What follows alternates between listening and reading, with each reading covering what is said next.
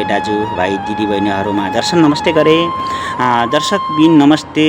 रोल्पा जिल्ला सुनिल स्मृति गाउँपालिका 8 अरेस निवासी खुमबहादुर पुन मगरलाई नाकमा क्यान्सर भएको छ।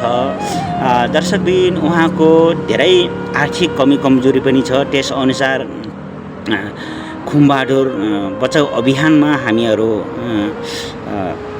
जुटिराखेका छौँ र उहाँ चाहिँ साउदी अरबमा रोजगारको लागि साउदी अरबमा काम गर्नुहुन्थ्यो र उहाँ चाहिँ अहिले चाहिँ बिमारी भएर करिब अब वर्ष पुग्न लागिसक्यो। काठमाडौँ आएर काठमाडौँ सिभिल अस्पतालमा उपचार भइराखेको छ उहाँलाई र पहिलेभन्दा अलि सुधार आएको जानकारी प्राप्त भएको छ। त्यसअनुसार तपाईहरूले पनि उहाँको लागि केही सहयोग गर्नुहुन्छ कि भन्ने एउटा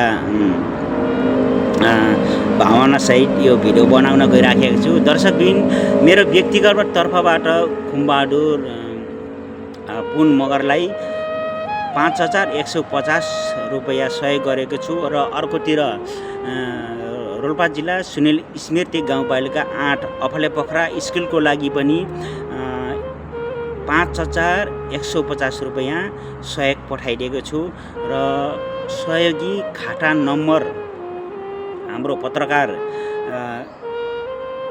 गणबहादुर पेस्तोलको खातामा पैसा ट्रान्सफर गरिसकेको छु र पक्कै पनि हाम्रो खुमबहादुर पुन मगरले पाइसक्नु भएको छ र